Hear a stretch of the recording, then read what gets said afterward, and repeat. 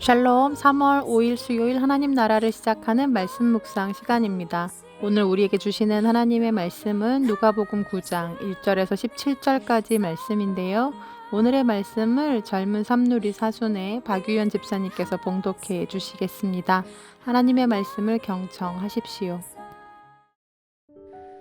예수께서 12제자를 불러 모으사 모든 귀신을 제어하며 병을 고치는 능력과 권위를 주시고 하나님의 나라를 전파하며 앓는 자를 고치게 하려고 내보내시며 이르시되 여행을 위하여 아무것도 가지지 말라.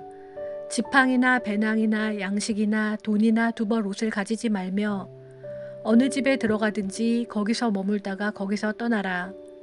누구든지 너희를 영접하지 아니하거든 그 성에서 떠날 때에 너희 발에서 먼지를 떨어버려 그들에게 증거를 삼으라 하시니 제자들이 나가 각 마을에 두루 다니며 곳곳에 복음을 전하며 병을 고치더라.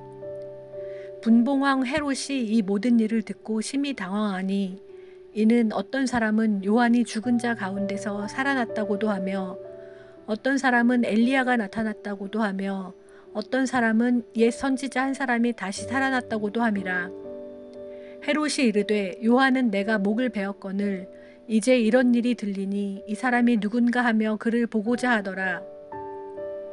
사도들이 돌아와 자기들이 행한 모든 것을 예수께 여쭈니 데리시고 따로 벳세다라는 고을로 떠나가셨으나 무리가 알고 따라왔거늘 예수께서 그들을 영접하사 하나님 나라의 일을 이야기하시며 병 고칠 자들은 고치시더라.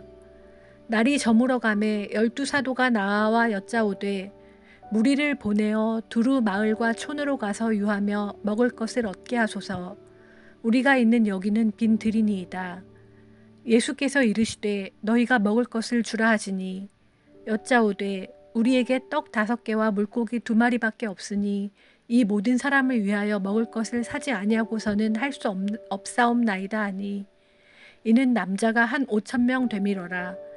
제자들에게 이르시되 때를 지어 한 50명씩 앉히라 하시니 제자들이 이렇게 하여 다 앉힌 후 예수께서 떡 5개와 물고기 2마리를 가지사 하늘을 우러러 축사하시고 떼어 제자들에게 주어 무리에게 나누어 주게 하시니 먹고 다 배불렀더라. 그 남은 조각을 12바구니에 거두니라. 아멘. 어린 시절 저는 시골에 살았습니다. 선생님이 한 번은 동네 친구들과 만나서 별을 관찰하는 숙제를 내주신 적이 있거든요. 그때 친구들과 보았던 그 밤하늘에 쏟아질 듯한 별들을 잊을 수가 없습니다. 그런데 서울에서는 그런 밤하늘을 보기 쉽지 않습니다. 별을 보려면 일부러 강원도 깊은 산골이나 빛이 없는 한적한 시골로 들어가야 하죠. 그 이유는 그곳에만 별이 떠 있기 때문이 아니라 도시의 환한 불빛이 별빛을 가리고 있기 때문입니다. 우리 인생에서 하나님을 만나게 되는 때도 그런 것 같습니다. 아무런 문제 없이 분주하게 달려가는 일상 속에서는 하나님을 찾고 만나기가 쉽지 않습니다. 무언가 삶의 어려움이 찾아왔을 때, 그래서 잠시 걸음이 멈춰지고 인생에 무언가 깊은 밤이 찾아왔을 때 우리는 비로소 그곳에 계시던 하나님을 만나게 되죠. 오늘 본문은 예수님께서 자신이 택한 제자들을 세상으로 파송하시면서 그들로 인해 하나님의 많은 치유와 기적의 역사가 일어났고, 또 더불어 떡 5개와 물고기 2마리로 남자만 5,000명이 넘는 수많은 사람들을 먹이셨던 그 오병이어의 기적의 이야기가 기록되어 있습니다. 그런데 이 두 이야기의 공통점이 있죠. 빈손과 빈들. 즉, 가진 것이 아무것도 없고 그러므로 인해 아무것도 할 수 없는 상황. 네, 그것이 닮아 있습니다. 예수님은 어떠한 역사를 일으키시기 전, 어떠한 하나님의 살아계신 능력을 경험케 하시기 전 그들로 하여금 빈손이 되게 하시고 또 그들을 빈들로 이끌어 가십니다. 그럼 앞의 사건부터 차근차근 한번 살펴볼까요? 주님은 12제자를 불러 모으신 후에 그들에게 귀신을 제어하고 병을 고치는 능력과 권세를 주신 후 여러 마을들로 파송하십니다. 그런데 그 전에 그들에게 이렇게 명령하시죠. 3절 말씀입니다.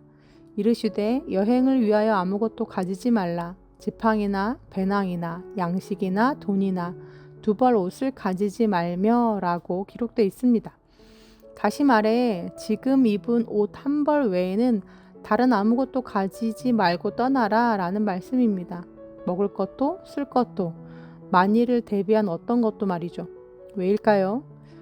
그것은 내가 가진 무언가를 의지함이 아니라 오직 하나님만 의지하게 하시고 그분만을 신뢰하게 하시기 위함이었습니다. 두 번째는 오병이어의 사건입니다. 10절에서 12절 말씀은 이렇게 기록되어 있습니다. 사도들이 돌아와 자기들이 행한 모든 것을 예수께 여쭈니 데리시고 따로 베스데다라는 고을로 떠나가셨으나 무리가 알고 따라왔거늘 예수께서 그들을 영접하사 하나님 나라의 일을 이야기하시며 병 고칠 자들은 고치시더라. 날이 저물어 가매 12 사도가 나와서 여짜오되 무리를 보내어 두루 마을과 촌으로 가서 유하며 먹을 것을 얻게 하소서. 우리가 있는 여기는 빈들이니이다. 네, 예수님은 흥분에 차 있는 제자들을 이끌고 호련히 벳세다의 빈들로 가십니다. 그리고 거기서 문제의 상황을 만나게 하시죠. 사람들은 많고 배는 고프고 가진 것은 없고. 그래서 현실적인 최적의 대안을 찾아 제시하는 제자들에게 예수님은 전혀 엉뚱한 명령을 내리시는데요. 너희가 먹을 것을 주라. 네, 이렇게 말씀하십니다. 자기들에게도 또 이 무리에게도 먹을 것이 없고 이 근처 어디에서도 이만한 사람들을 먹일 것을 구하기가 쉽지 않다는 걸 누구보다 예수님이 덜 잘하시면서도 예수님은 이렇게 말씀하시는데요. 그렇다면 예수님은 왜 이렇게 무리한 요구를 하셨던 걸까요? 그것은 예수님이 의도한 답이 바로 그것이었기 때문입니다. 없다라는 걸 직면하게 하시기 위함이었죠. 우리에게는 방법이 없습니다. 우리에게는 능력이 없습니다. 우리는 해결하지 못합니다. 즉 우리로서는 안 된다라는 걸 인지하게 하시기 위함이었다라는 것입니다. 하나님은 이렇게 역사를 일으키시기 전 우리를 영의 값으로 다시 세팅해 놓으십니다. 그 자리가 원래 우리 자리고 역사는 내게서 나오는 것이 아니라 원래 하나님에게서 나오는 것이기 때문에 그렇습니다. 이 두 이야기 중간에는 잠시 헤롯의 이야기가 등장하는데요. 이 이야기의 흐름상 빠져도 큰 문제가 없을 듯한 이 이야기를 왜 굳이 누가는 이 중간 부분에 삽입해 놓은 걸까요? 제자들은 돌아다니면서 놀라운 일들을 일으키는데요. 그러므로 인해 헤롯은 당황합니다. 분명 세례 요한을 죽였는데 그가 되살아날 일은 절대 없는데 그가 살아있는 것 마냥 아니 그보다 더 하나님의 역사가 크게 계속되고 있었기 때문입니다. 그렇다면 이 기사를 통해 누가가 하고 싶었던 말, 누가가 전하고 싶었던 메시지는 무엇일까요? 그것은 예수님이 없는 상황, 또 예수님이 로마의 권세자들과 유대의 종교 지도자들에 의해 죽임을 당할 상황을 염두에 두고 있는 것입니다. 예수님의 죽음과 함께 그들은 진짜 영이 되는 상황을 맞이하게 됩니다. 빈손이 되고 아무것도 없는 빈들에 처해지는 상황 말이죠. 그런데 그때는 진짜 그들이 의지하는 예수님마저 없습니다. 예수님은 그때를 내다보셨습니다. 그리고 이들이 오늘을 기억하기를 바라셨습니다. 아무것도 가지지 않았었고 떠났지만 그들이 굶지 않았고 그들이 밖에서 유리하지 않았다는 사실을요. 그때도 하나님의 보살피심과 인도하심이 있었고 아니 더 크게 하나님의 역사가 일어났었다는 사실을요. 거대하고 무서운 권력 헤롯을 당황하게 할 만큼 말이죠. 그날 빈들에서 그들이 가진 것은 아무것도 없었지만 5,000명이 넘는 사람들을 먹이기에 그들이 가진 것은 진짜 아무것도 아니었지만 하나님은 그 불가능한 일을 이루셨다라는 사실을 기억하게 하시기 위함이었습니다. 너희가 먹을 것을 주라 라는 메시지는 너가 하는 게 아니야. 내가 하는 거야. 역사는 내가 일으키는 것이 아니라 내가 일으키는 거야. 너의 능력이 아니라 나의 능력이야 라는 메시지이셨다는 겁니다. 사랑하는 우리 우신 가족들, 하나님은 병을 고치시는 분이시지만 더 더 나아가 죽음을 생명으로 바꾸어 놓으시는 분이기도 하십니다. 망가진 것을 고치시고 무너진 것을 회복시키시기도 하시지만 무에서 유를 만드시고 불가능을 가능으로 바꾸시는 분도 하나님이십니다. 그러니 내 손에 무엇이 들려 있느냐, 내가 얼만큼의 능력과 지혜를 가지고 있느냐는 그분의 역사하심 앞에서 그리 중요한 문제는 아닐 것입니다. 여전히 우리 앞에 예수님은 잘 안 보입니다. 내 손에 들려진 것도 별로 없습니다. 우리는 빈손으로 또 빈들에 서 있습니다. 그런 우리에게 예수님은 종종 말씀하시죠. 너희가 먹을 것을 주라. 근데 그건 진짜 나보고 하라는 소리가 아닙니다. 빈손으로, 가난한 마음으로, 주님을 오직 신뢰하는 마음으로, 믿음으로 하나님의 역사를 또 기대하고 경험하라는 말씀이십니다. 오늘도 그 광야 빈들에 서서 아무것도 없어서 하나님을 의지하는 우리 우신 성도님들 되시기를 간절히 소망합니다. 아멘. 함께 기도하시겠습니다. 내가 무엇이 돼서 내가 어찌할 수 있어서 이제까지 살아온 것이 아니라 그 모든 것이 다 하나님의 은혜였음을 고백합니다. 그런데 하나님, 우리는 또 내가 무엇이나 된 듯 내가 가진 것으로, 내가 가진 힘으로 무엇인가 할 수 있는 듯 그렇게 애써 봅니다. 물론 우리 삶에 애씀은 있어야 하지만 전적으로 주님을 의지하는, 그리고 주님을 신뢰하는 마음은 변하지 않게 하여 주옵소서. 오늘 제자들을 빈손이 되게 하시고 빈들로 이끄신 예수님의 뜻이 무엇인지 말씀을 내 삶에 가져와 묵상하기를 원합니다. 그 속에서 우리 각자가 하나님의 음성과 메시지를 듣는 시간이 되게 하여 주옵소서. 예수님의 이름으로 기도합니다. 아멘. 말씀을 마쳤습니다. 오늘 감사 나눔 시간에는 박유연 집사님의 사연으로 함께 하는데요. 제가 읽어드리겠습니다. 요즘 신조어 중에 껄무새라는 말이 있다고 합니다. 주로 재테크하는 사람들 사이에 쓰이는 말인데요. 뭐뭐 할 걸 할 때 껄에 반복해서 같은 말을 하는 앵무새에 무새를 더해서 만들어졌대요. 10년 전에 비트코인 살 걸, 진작에 삼성전자 주식 팔아버릴 걸 등등이요. 쓰임새는 다소 다르지만 저 역시 껄무새입니다. 인생의 여러 가지 문제들을 바라보며 수시로 그때 이렇게 할 걸 후회하고 자책하곤 합니다. 고치고 싶지만 고치지 못하는 습관인데요. 다른 선택을 했다면 어떤 길이 펼쳐졌을지 가보지 않은 길에 대해서는 알 수 없지만 지금의 상황이 뭔가 아쉽고 부족하다 싶으니 자꾸 되돌아보고 곱씹게 되는 것 같습니다. 그런데 하나씩 감사 제목을 생각하다 보니 평소 잘 느끼지 못했을 뿐 후회스러운 것 못지않게 감사한 것도 많다는 걸 깨달았습니다. 수많은 선택의 갈림길에서 바보 같은 판단도 많이 했고 최선을 다하지 못할 때도 많았지만 그 숱한 시행착오를 거쳐온 지금의 내 삶이 그래도 그리 나쁘지만은 않은 것 같습니다. 얄팍한 믿음이지만 아무리 힘들어도 하나님 품 안에 있었고 앞으로도 그럴 것임을 알기에 그것만으로도 감사하다고 고백하게 됩니다. 후회는 그저 뭔가 더 갖고 싶다, 더 잘하고 싶다는 욕심의 다른 이름일지 모르겠습니다.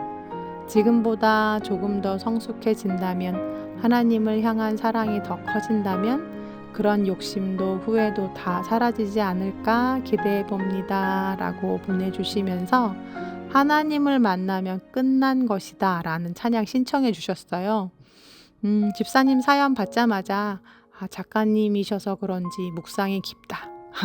그런 생각이 들었고 또 빨리 찬양 들어보고 싶다 이런 생각 들었는데요. 찬양을 찾아보니 오늘 말씀과 찰떡이더라고요. 역시 뭔가 통했나 봅니다. 오늘 찬양의 가사만으로 더 깊은 묵상이 될 듯 싶은데요. 함께 찬양 들어보시죠.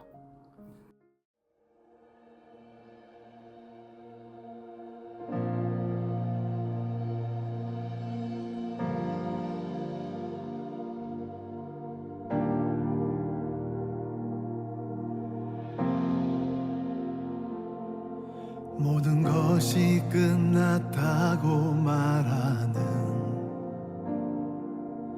사람들의 말을 듣지 말아라.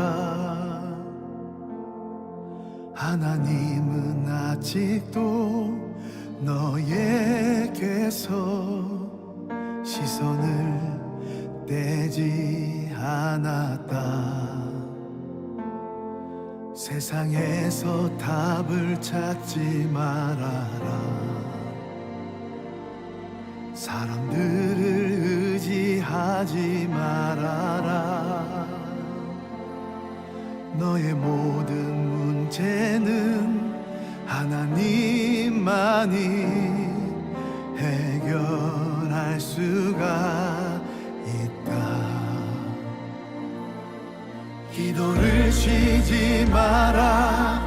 찬양을 멈추지 마라. 하나님이 너를 주목하고 있다. 예배에 집중하라. 말씀을 붙잡아라. 하나님을 만나면 끝난 것이다.